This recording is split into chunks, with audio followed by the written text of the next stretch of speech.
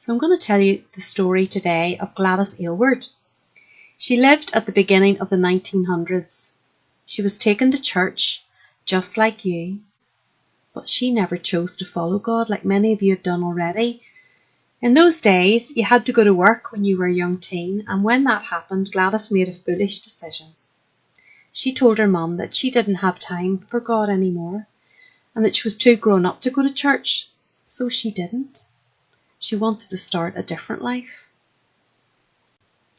She tried to forget everything she'd been taught in Sunday school and soon began to live a completely different life.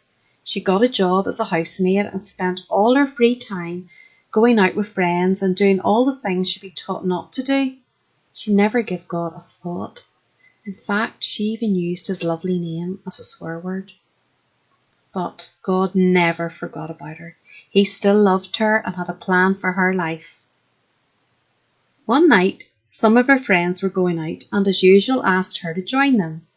Gladys agreed to go, but when she found out it was a church meeting, she told her friends she would just go for a laugh. But that night changed the rest of her life. There was a man preaching from the Bible. She heard again that Jesus loved her and had died on the cross, taking her punishment for sin. If she would ask God to forgive her, then he would cancel out all her sin and all the silly mistakes she'd made in the past. She realised that she'd wasted all those years, 12 of them, doing her own selfish things. So she prayed for forgiveness and God gave her a new start. So Gladys's life took a whole new direction and she started to be interested in anything to do with Jesus and go to different church meetings. One night she took home a leaflet about missionaries in China. That was the start of it. I'm sure you know what a missionary is, as I know you've been collecting money for missionary projects throughout Kids Connect. Well, Gladys could get China out of her mind. She started writing to missionaries and learned all about how to share the story of Jesus. She waited and prayed and asked God to open up a way to go there. One day she was reading in her Bible about Nehemiah. God had placed Jerusalem on his mind so much that one day he just went there. Gladys was going to do the same. She found out how much it was to go to China and saved up week by week to go by train. It was going to take a whole month to get there.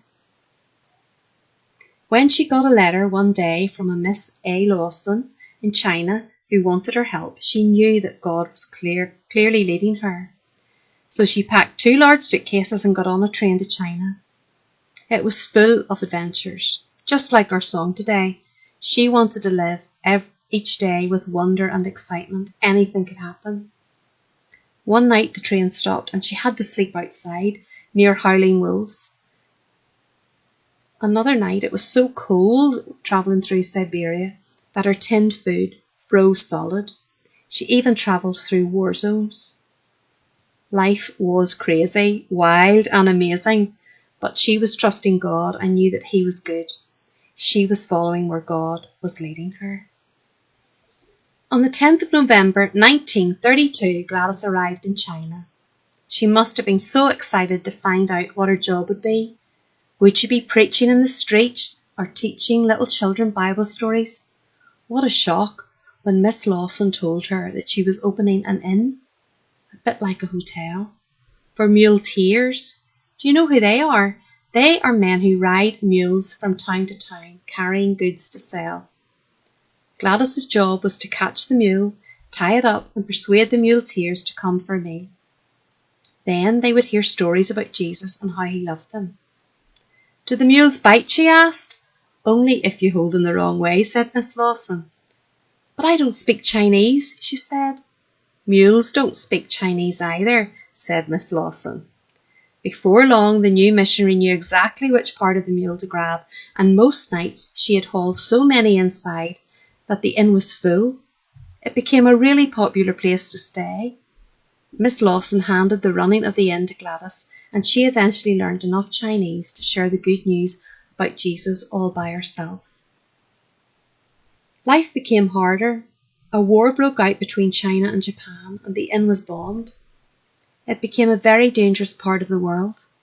Gladys was the only European in that part of China. Her life was in danger, but she cared about the people God had called her to. She had no thought of leaving them.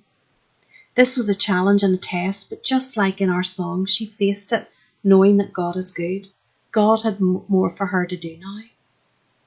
She became a magnet for homeless children who had been left on their own because of the war. In no time she was caring for hundreds of them. What was she going to do with all these children as the war came closer? She needed to get a safe place for the children, but she believed that God had brought her to the people of China. She didn't want to leave them. So she sent her friend Mr. Liu with the children to find safety at Chongsun, while she stayed on at the inn. Before long, she had gathered another 100 children. A Chinese army officer showed her a wanted poster with her name on it, and she knew it was time to leave China. She had to dodge bullets to escape, but was reunited with all the children at Chongsun. They were still not safe, so Gladys prayed for God to guide her and help her, and decided to take them over the mountains to Siam. Just like in our song today, she climbed mountains high. She carried the tiniest ones, taking turns. She played I Spy games to stop them from giving up, and sang songs to keep them moving in a big long line. And she prayed and prayed. She begged for food for them and hid them in a coal train to reach the Yellow River, where they could reach a safe place. When they arrived at the river, Gladys asked all 100 children to pray with her. An abandoned boat appeared and they were able to cross. She was so exhausted after 12 days travelling 100 miles with them that those who found her thought she was dead. This had been such a trial for them all, but God had never left them and He had provided for them. This was the hardest challenge Gladys had faced as a Christian.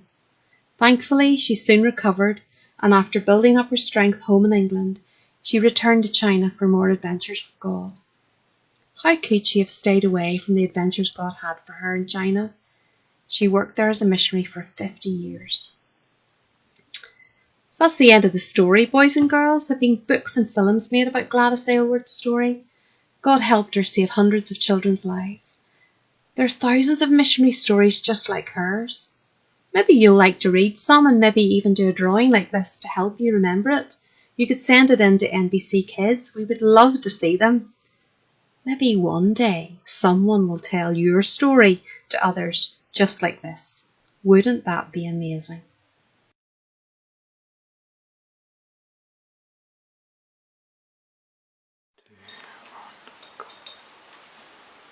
Well, hope you enjoyed that. I really enjoyed painting and telling you the story of Gladys.